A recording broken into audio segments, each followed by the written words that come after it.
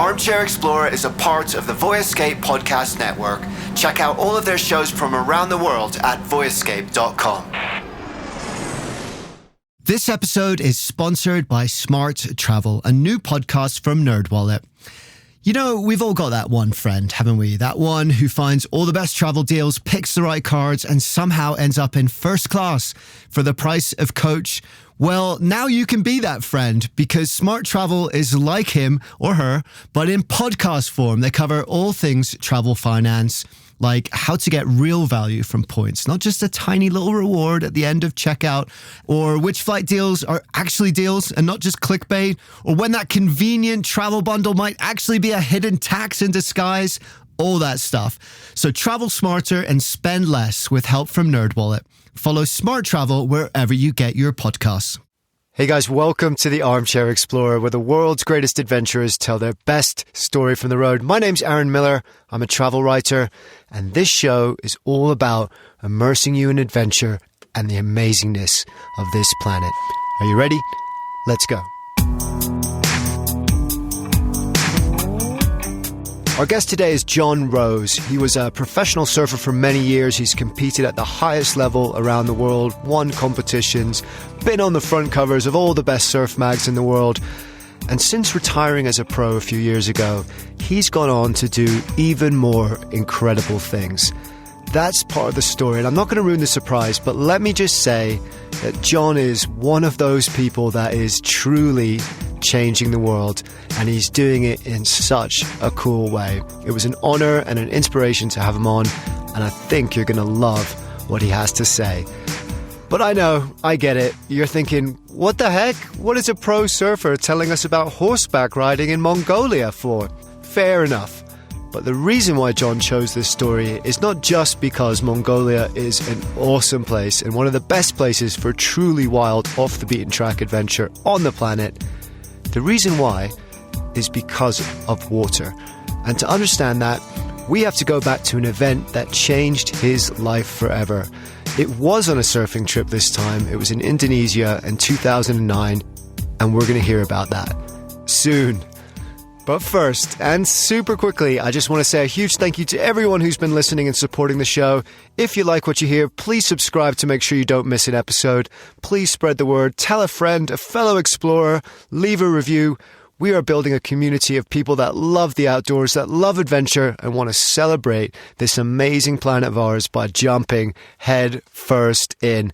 If that sounds like you, come and hang out. You're in the right place. We are going to get on well. The Instagram and Twitter is at Aaron M. Writer, AARON M. Writer. The Facebook page is at Armchair Explorer Podcast, and the website is armchair-explorer.com. And you can book any of the trips you hear about on the show on that website. You can find out about background on any of the episodes you listen to. And you can also sign up to the newsletter where I put out my curated list of the best travel and adventure podcast episodes to listen to, the best travel writing and adventure inspiration to dream about and do, and the best adventure travel trips coming up. It's free, it's fun, and if you love travel and adventure, I hope you'll find this useful too. But for now, don't worry about all that, because you're just going to close your eyes and let Jon take you on one of the most incredible adventures on the planet. We are going to the other side of the world, to the land of Genghis Khan and the far outer reaches of Mongolia. But first, let's start with some surfing. I grew up in Laguna Beach, just me and my dad, shoestring budget. We were living in a small studio. He slept on the bed. I slept on the couch in the same room. It was a whole new world. My parents had just got separated. It's a beautiful place, but my dad was very much like, look, I get off work at 5:30. You get off school at 2:30. There's 3 hours there. I'm not really going to throw down for a babysitter, so go to the beach. I think I just channeled everything that I was feeling at the time. Everything you're feeling as a 10-year-old boy trying to just start to explore the world and who you are within it. And I think I channeled everything into surfing, and it just became this obsession.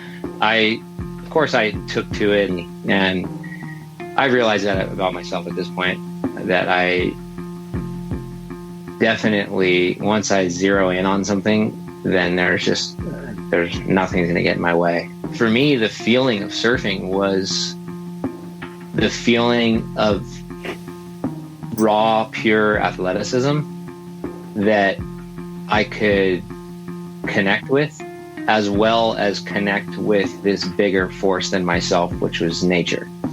And I just completely fell in love with surfing and just said, this is what I want to do with my life. I want to do this for a living. This is all I want to do. I want to eat, sleep, and breathe surfing.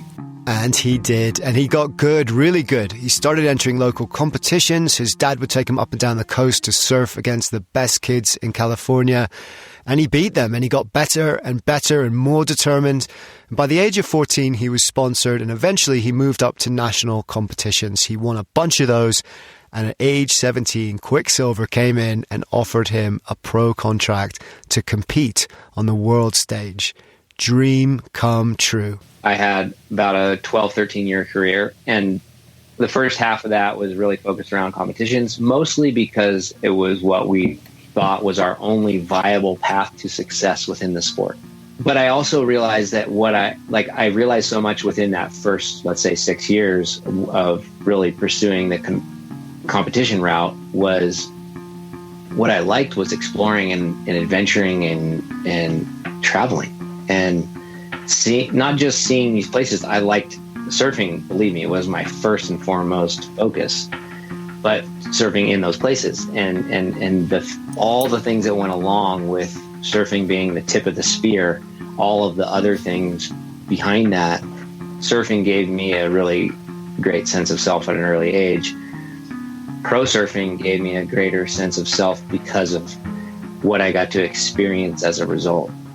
And that's something that I really felt drawn towards, I guess. I ended up, for the last half of my career, focusing on what they call professional free surfing, just going out there and trying to find the best ways, getting creative with where we would go and really cool magazine features and stuff like that. And for me, I think I had my greatest success during that time. Free surfing gets to the heart of what surfing was originally all about, what it's really about, connecting to the ocean, just you and the board and maybe a few friends hanging out, looking for that perfect wave, no points, no podiums, just the pure joy of movement and harmony with the ocean. And Jon found many perfect waves in his years as a professional free surfer. He surfed all across Australia, South Africa, Bali and Fiji. He appeared in magazines and surf videos all around the world. Towards the end of his career, he really started to push the envelope of what was possible and what had been done before too, surfing big waves in places like Iceland. He even surfed the tidal bore of the Severn River in England, which I didn't even know was a thing. But of all the places he surfed, Indonesia was his favourite. And it was on one of those trips that something happened which changed his life, something shocking and harrowing and unexpected. And we're going to hear about that in a second. But first, there's another piece of the puzzle, because by the end of his career, Jon increasingly wanted to give something back to the places he'd visited. He had seen firsthand on his travels the struggles and difficulties that many of those communities were going through, and he wanted to do something about it. He just didn't realize at the time how big that idea would become, or how timely that decision would prove to be. I had this idea to do a fun little organization called Waves for Water that helps people with access to clean water, not as a job whatsoever, but just as a fun little pet project that we can do when we go on surf trips. A lot of these places I've been to personally, I've seen with my own eyes, have access to water. It's just not clean. And there's devices out there I knew from backpacking and whatever that can clean it. So there's not a question of technology. It's a question of access. So if I can provide that access as sort of like the bridge, then we'll call it Waves for Water. We'll call it a day. So be it. Have fun. Okay, I'm just going to interject here because we're going to hear more about Waves for Water in the course of this story. But I love this spirit of how it was founded. Have fun while you're out there having these adventures, while you're traveling and surfing and climbing mountains and whatever you do. Have some fun, but do some good too. And what I love about that is that it just feels really possible, and it feels exponential too. If all of us just do a little bit of good while we're out there having our adventures and exploring the world, it could make a huge difference. It could change the world. And guess what? It's about to. So that was all sort of in my mind leading up to September of 2009, when a friend called me and said, "Hey, we've got a boat trip going to the Mentawai Islands in Indonesia. That's off Sumatra. It's my favorite place to go surf." And he said, one of the guys backed out. He's going to lose his deposit. So if you decide to fill it, it'll be $1,000 less. So it was the worst timing. I mean, the absolute worst timing. I was like, my marriage wasn't really working out. I didn't have really a strong income whatsoever. And I mean, there's no way I should say yes to a $3,000 trip, because there's the boat fees and then the planes and all this stuff. But I just said, you know what?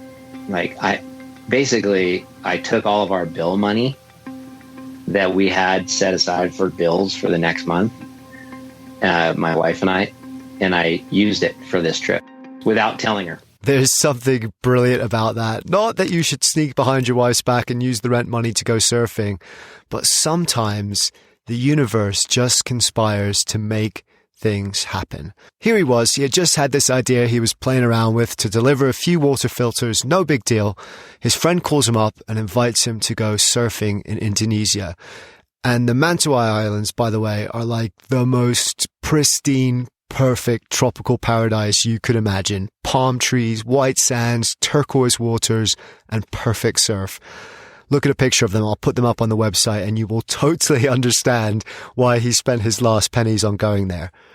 But still, it was a crazy thing to do by all accounts. He really shouldn't have been there, but it's lucky that he was. The idea was to buy 10 water filters with my own money and bring them over there, do the surf trip. At the end of the trip, when everyone was going to fly home, I was going to stay for 2 days longer, fly to this other island that I'd been to before that I knew had needs and I had contacts, teach them how to use these filters, haul it a day, come home, call it waves for water. So that was the plan. And we're out surfing for our 10-day trip or whatever. We're out on the boat and having the best time ever. And then we're coming back in the last night to go to our port. And that's when the earthquake hit. It was late in the afternoon on the 30th of September 2009 when a 7.6 magnitude earthquake hit the city of Padang on the island of Sumatra. That's just about as big an earthquake as you can get. And in a city like Padang, which is home to 1.2 million people, and many of the buildings are not protected against that kind of disaster in any way, the effect was devastating. The captain got a report over the CB radio or one of those channels that said, "Hey, there's been a massive earthquake." We felt it. You could feel it even in the ocean because the earth is moving, and even under all that water is earth. So it's really bizarre, but you could feel it. And we got in at night and decided to just stay in the boat because we didn't know what was up with the town. We had hotel reservations. We just never showed up to them. We stayed in the port or offshore. And then when the sun came up, we were all on the deck, on the bow of the boat, and had a view of the city that we all knew very well. I mean, we'd been through there many times, and it was almost unrecognizable. Certain big buildings you remembered being there were gone. There was like smoke from all corners, and it just looked like Armageddon. And I just asked the captain, I said, "I want to go in there. Can you have one of your deckhands take me in on the tin boat? And I want to try and implement these water filters that I brought here, because I'm assuming they need them way more here than the island I was going to go to, because it's right in front of you, and I could see it with my own eyes." And he said, "Absolutely, no problem." And I went into the city, and it's hard to think about it. And not hard. It's hard not to get a little emotional about it. It was such a visceral, crazy, just divine moment that slammed me over the head. I remember stepping off the safety of the little tin boat, and then ultimately the safety of the bigger boat with friends of mine that I knew, and the captain, and I knew it was safe, and just going into like some sort of apocalypse, and finding a little Indonesian Red Cross, I think it was a Red Cross center, and everyone walking around like zombies because people were still caught underneath rubble. You could hear them screaming, and you could, it was as real as it gets. And the relief workers were just local Indonesians. International relief doesn't usually show up for 2 to 3 days, but this is like hours after it happened. So I went to the first relief center, and they, we had to go find buckets and scour the city. And I mean, the things I saw, was so intense, but we kept our focus, built a water filter system for that center. And I said, look, you guys can drink clean water now. And they said, thank you so much. We're going to use this water to clean the wounded. I mean, there was 2 tents outside of each of these centers, one with dead bodies and one with wounded. And if they didn't have access to clean water, which they weren't going to use the drinking water supply, then that whole wounded tent could go to the other tent. That was one relief center. I asked the helpers there when it was a success, and we did it. And it was like, we kind of had a system now and a formula of what we needed and how to create this. And my first time doing it. And I said, how many other relief centers are there? And they said 9. And he had 10 filters with him. Sometimes the universe conspires to put you where you need to be. Jon spent the next 30 hours running around the city setting up clean water systems for every single one of the A tents. There were 10 in total, and he had brought 10 water filters with him. He saved thousands of lives, including, in a way, his own. And then I went back to the boat. I radioed the captain and went back to the boat, and I was a completely different person. I mean, there was Jon before that moment and Jon after that moment. And I just was so clear cut about who, I guess, yes, who I was, but definitely what I felt like I was here to do, what I felt like I was put on this planet to do. And it was this path. And it was to put everything and all of my experience and everything that I was able to collect in my life to that point, and funnel it and focus it into this super clear path of providing access to clean water for people who don't have it. And, it was just as clear as day. I came home. I basically was just like, I want a divorce. I want this. I want that. all I want to do is get back to Indonesia and help more of those people. And he did. He got home and immediately fundraised enough money to buy 300 water filtration systems to take back to Indonesia to help with the aftermath of the disaster. The earthquake hit at the end of September. He was back on the ground in Sumatra by December. He set those up, he got everything running, and then he came back home to decompress from what was an incredibly harrowing and emotionally exhausting experience. And then 1 week later, disaster struck again. The Haiti earthquake hit on January 10th, and I remember watching it on the news. My friend Ross Williams and I had the most amazing day of big waves. So it was a really big swell, and we got this a magical session. And we came back to his house, and my cell phone rang, and it was someone who had seen a article or something on the Indonesia experience. And they said, we're mobilizing to go to Haiti. We want to provide medical food and water. And is what you did in Indonesia viable for Haiti? And I said, yeah, absolutely. And they said, cool, do you want to go tomorrow? So I said, yes. And I left the next day on a chartered flight and went down there and thought I was going for 2 weeks and stayed for 2 years. That is how quickly your life can change. And it was during those 2 years in Haiti that Waves for Water just exploded from this casual idea to help people while Jon was traveling into, almost by accident, one of the largest clean water organizations in the world, with programs in 48 countries helping close to 4 million people. Jon's literally one of the most inspiring guys I've ever met, just because he was able to just do it, just on a dime, turn his life around and do it and help literally millions of people. But I just want to go back to its roots, how this whole thing got started. And that is where Mongolia comes in, and maybe where you and I come in too. Because even though Waves for Water ended up becoming a huge organization, it started with adventurers, with explorers, with travelers, with people just like us. My thought was like, wait, why don't we just continue to live and go pursue the things that we love, our passions, but plug purpose into that? Like, why do I have to drop everything and choose, okay, now I'm going to go serve people. Now I'm going to go, because we live such compartmentalized lives, I think humans do, where it's like, oh, this is where I work. This is where I have fun. This is where I help. This, and I just wanted to put it all in the blender and shake it all up. And so what came out was the courier program idea, which was, hey, there's enough people already traveling to these places that have these needs. What if we could create a crowdfunding platform so they can raise funds to purchase filters?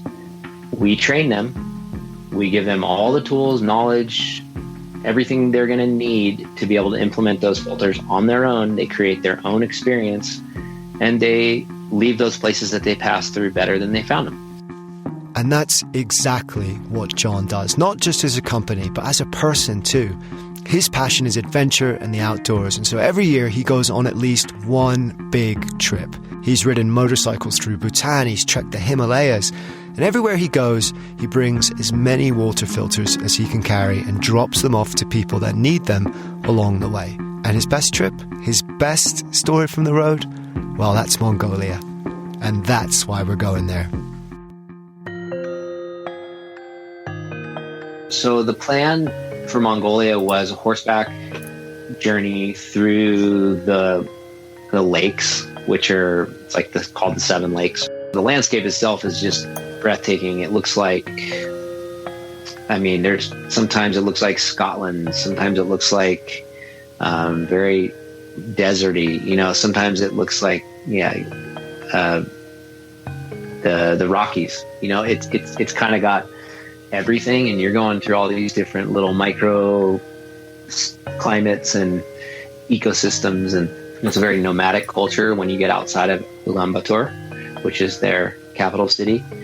And you're just out in the middle of this vast, beautiful landscape, and all of a sudden you come up on like 3 little gurs, which is their little huts are called gurs. They're like yurts basically, and they're all collapsible, and they'll move with their herds of yaks. And the idea was that you'd run into a little cluster of families, and they would let you sleep inside one of their gurs.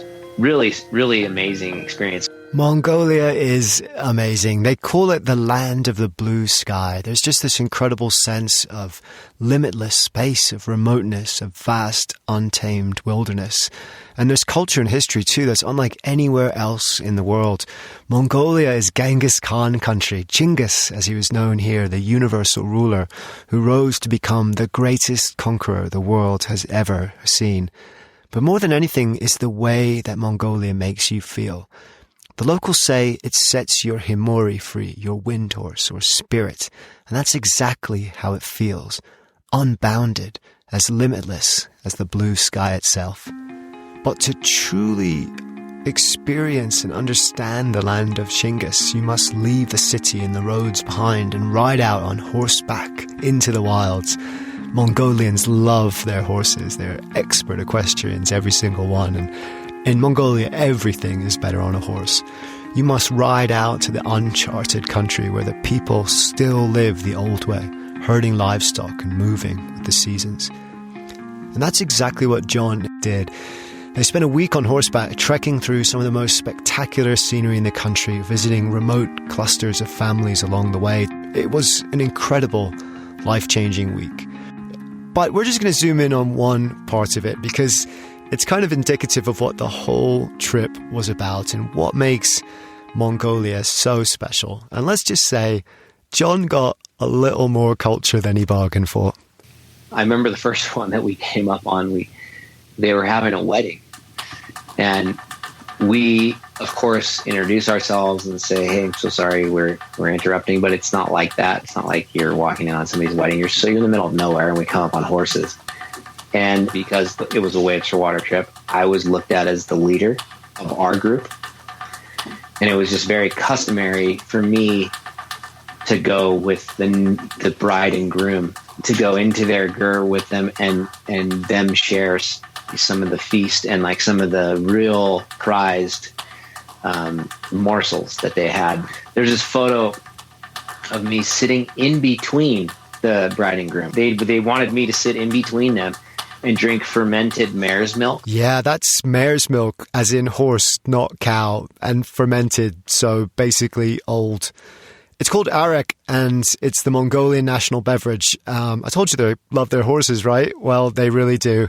Now, don't get me wrong, I am all about trying out new foods when I'm traveling, and I have eaten my fair share of weird stuff, including, but not limited to, crickets, snails, no idea why that's considered a delicacy, and sheep intestine fried up and handed to me like some kind of 4-foot-long chewy tentacle. I'm a vegetarian. I ate it to be polite, so it goes without saying that I'm a big believer in trying out new things and following local customs. But still, I can't help but have a little smile on my face when I think of Jon in between the newlyweds on day one, both of them staring at him intently as he has to neck a glass of smelly old horse milk. And then with the other stuff was this crazy curdled yak cheese and then this stuff and that stuff. And there was this giant dead sheep that was like right in front of us that had just a knife on the top and you're supposed to just cut pieces off if you wanted it. And you know, they're like these sweet angelic people and also just hard too, so hardened by their environment, but their eyes and their spirit is very angelic. You know, it's like they're just these sweet, amazing people. I remember sitting there and just my crew, the whole crew watching because they, you know, were in there too. And you just walked in and it smelled like the most pungent, intense meat / dairy smell, and you're inside this little ger and there's a tiny little stove in the middle and it's just so real, you know, it's so visceral. And it's also the reason why you do this. I mean, it's the reason why you travel. Like, now I didn't take giant gulps of the mare's milk. I, you know, kind of did my taste that made it look like I was drinking a little more than I was. We all know that one. And I think we can forgive you that, mate, especially because he was also giving something back. And that's what makes this trip so special. Sometimes when we travel, it can feel one-sided. We are visiting their country, and in a way, we're taking something from them, their culture, their hospitality, their photograph, their food. And even if we pay for those things, I sometimes feel that what I'm getting from them is very personal, and yet what I'm giving back to them is very impersonal. So there's a kind of imbalance. The beauty of the courier service is that it allows us to give something personal back to something important beyond money. And that is the basis of genuine friendship and connection. Of course, a lot of their kids had dysentery and, you know, the same things we find anywhere else because they don't have any infrastructure. They don't have any access to potable water unless they're boiling it. And they're just getting water out of the streams. And that's where a lot of animal fecal matter, you know, mixes. And so we told them our purpose and told them why we were there and just that we love their country and we love being able to have this experience through their country on these amazing animals, and that we want to improve their quality of life if they need it, you know, and they were totally interested. And it's when you're doing the career program and you're in that type of a setting and you're approaching a community and implementing a solution in that way, it's almost like humanity in its greatest form. Like, it's just so pure, and it goes back to the old days where, like, you bring something for them, they bring something for you. It's a way to be gracious with one another, to honor one another, with no pretenses. A gift for a gift. They offered their hospitality, their culture, their food, their mare's milk, and Jon offered something back, and that's what it's all about. And as beneficial as it is to that family, it's also beneficial to us. It makes that adventure have a purpose, and it makes it real in a way that a traditional tourism experience could never be. So Jon trekked for 7 days and 7 nights through one of the remotest regions in the country, staying with local families, enjoying their hospitality, making friends, and helping where he could. But in the end, as amazing as those cultural experiences were, and of course that's what stays with you more than anything, it was the land itself that made the biggest impact. It set his himori, his spirit, free. The things like that I personally am drawn to, the things that fill my cup up the most, are being completely immersed in nature, and more than that, vast nature. So the vastness is what just takes it to the next level for me, where you come over a saddle between two peaks and you look down and there's a giant lake and river system, and then there's sparkling, wild grass meadow and pastures with wild horses running around, and you're looking at these beautiful black boulders that are on one side of the meadow, and on the other side is a peak that goes all the way up with even some snow on it. And for me, that is like that aha moment. That's where you just go, okay, this is pure bliss. This is what bliss feels like. Vast nature. I love that. Not just nature, but vast, overwhelming, humbling nature. For that is where true wonder resides. That is what true bliss feels like. By understanding different cultures, we come to understand ourselves better too, and where we came from, good and bad. We see things more clearly. We free ourselves. For Jon, it happened all of a sudden, a slap on the face from the universe, as he describes it, a wake-up call. And the change was huge. It won't be like that for all of us, but each of us can make a difference. Go climb that mountain, go surf that wave, go explore that new city. Just do what you love and help along the way. And if we all did that, the potential is exponential, because when it comes to Jon's work and the clean water crisis, this is a problem that can be solved, maybe even in our lifetime. I have a lot of optimism, and I'll tell you why. When I first started out, it was the global statistic was 1 in 6 people don't have access to clean water. Now it's 1 in 9. That's an improvement. Now, I also believe, if I was going to really push it, I believe it's solvable in our lifetime globally, because it's not like some cure that we're trying to figure out for some disease and we just don't know yet. The solutions exist. It's a matter of applying them, of aligning all of those pieces together so that everybody has access to clean water, period. And that starts with us. This is actually a really positive story. The percentage of the global population that has access to clean water has increased from 76% in 1990 to now more than 90%. That's a lot, and it's something we're doing right, but there are still hundreds of millions of people who don't have access, and we can change that, one adventure at a time. Thank you, Jon. Thank you for telling us this inspiring, at times hard and heartfelt story. Thank you for your honesty and the work you do. And if you would like to get involved, and I know that I am, next time I go somewhere that needs clean water, I'm going to be taking some of Jon filters with me for sure. You can find out more on his website, wavesforwater.org. It has all the information you need to get started. They will help you fundraise to buy the filters, which, by the way, costs about $50.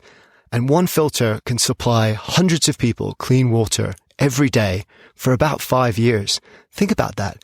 $50, and you could change the life of an entire village. I'll put up all the details on the website, along with some background photos and info and more, so please do check that out. I also want to give a shout out to Jon's new initiative, Rascals Roundup. I think you're going to like this one, rascalsroundup.org. We're all a bunch of rascals, really, aren't we? This is like a global fundraiser. It takes place on March 22nd every year, which is World Water Day. Basically, what you do is you choose your adventure sport, anything from mountain biking or skiing or boarding or surfing. You set a fundraising target, you round up your best rascal mates to join in, and you raise some money for the global water crisis while having a killer day out doing what you love. It's an awesome idea. I'm planning on doing one, so please do get in touch if you live around here and you want to hang out March 22nd. Finally, thank you, to all of you for listening. It really does mean the world to me. Thank you so much. I love going on these adventures with you. And we have so many more great ones coming up, from sailing around the world to dancing with the San Bushmen in Namibia and lots more.